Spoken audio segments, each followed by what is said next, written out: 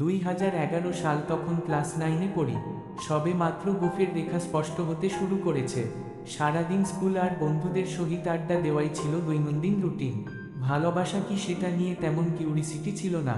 বন্ধুদের অনেকেই দেখতাম প্রেম করে, হাত কাটে, চিরকুট লিখে, ফোনে কথা বলে ইত্যাদি।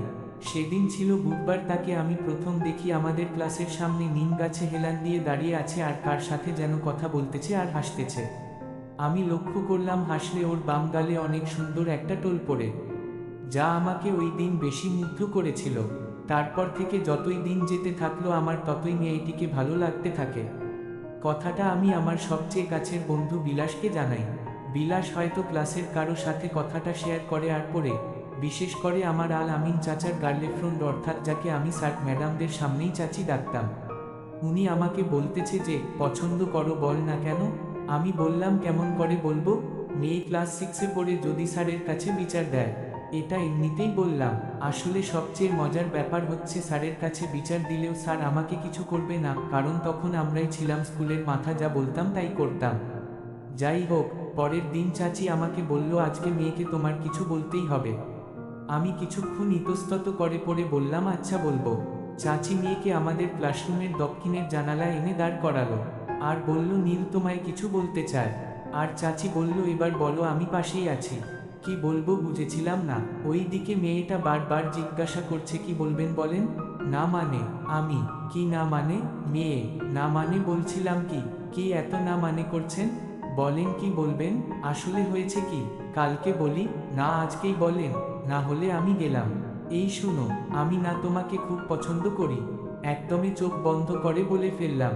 বলেই সেখান থেকে চলে আসলাম। কিছুদিন পর, এই শুনছেন। মেয়ে, তাকিয়ে দেখি ওই মেয়েটি। আপনি তো অনেক সুন্দর গান করেন।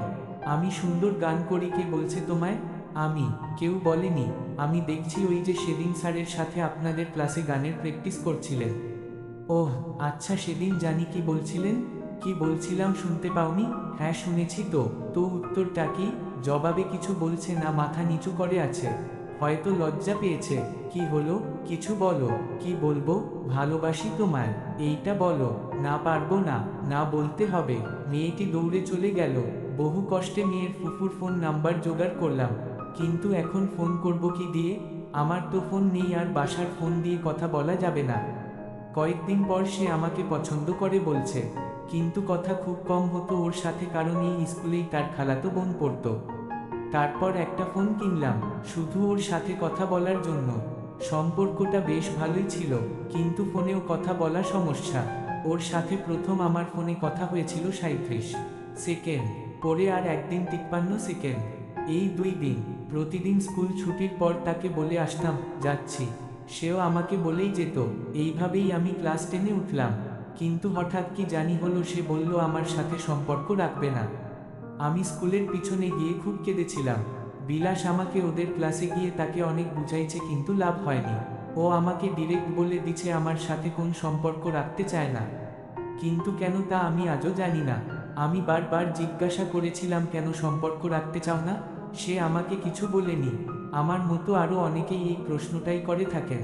কেন ছেড়ে গেলে, আমার কি দোষ ছিল।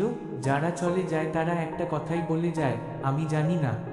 কেন এই কথা বলে তারাই জানে, আর উপরওয়ালাই জানে।